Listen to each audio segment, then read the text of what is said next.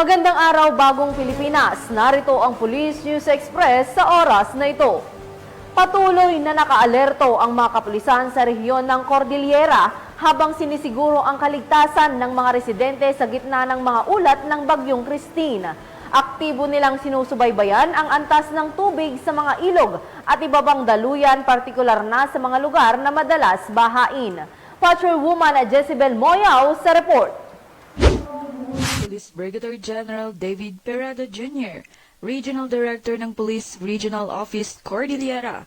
Ang mga hakbang at pagbabantay sa kaligtasan ng komunidad ay mas pinagtutuunan ng pansin habang humaharap sa mga hamon ng Bagyong Christine sa rehiyon ng Cordillera noong ika-23 ng Oktubre taong kasalukuyan. Dahil sa masamang panahon at kasalukuyang konstruksyon ng pansamantalang tulay sa Tuba, Benguet, isinara ang Cannon Road sa lahat ng mga sasakyan. Pinapayuhan ng mga biyahero na kumuha ng alternatibong ruta para sa kanilang kaligtasan. Samantala, ang First Kalinga Provincial Mobile Force Company ay nagsasagawa ng inspeksyon sa kalsada sa sitio Turayok, Barangay Katubugan, Pinukpok, Kalinga upang alisin ang anumang sagabal at mapanatili ang ligtas na daanan para sa mga motorista at pasahero. Ang mga residente naman ng Baguio City kasama ang mga opisyal ng barangay ay nagsasagawa ng isang clean-up drive bilang isang proactive na hakbang upang mapagaan ang mga potensyal na epekto ng tropical depression sa City Camp Lagoon, Lower Rock Quarry. Ang clean-up ay naglalayong alisin ang mga basura, tiyakin ang maayos na daloy ng tubig at bawasan ang panganib ng pagbaha. Samantala, sa parehong araw, maingat na sinubaybayan ng mga lokal na otoridad ang mga lebel ng tubig sa mga ilog. Ang Pidigan Municipal Police Station ay binabantayan ang lebel ng tubig ng Ilog Abra sa Barangay Poblacion West Abra.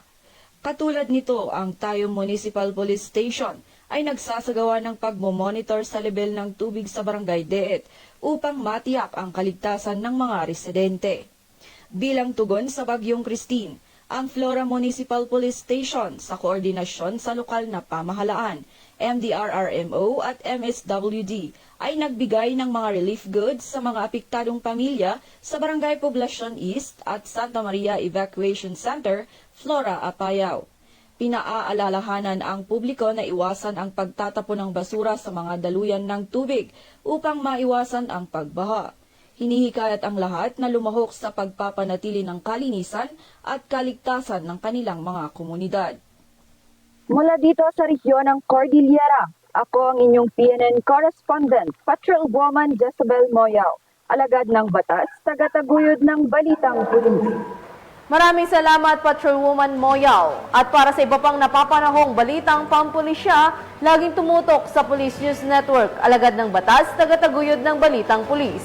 Ako po si Police Corporal Maria Elena de los Santos, nagbabalita para sa Police News Express.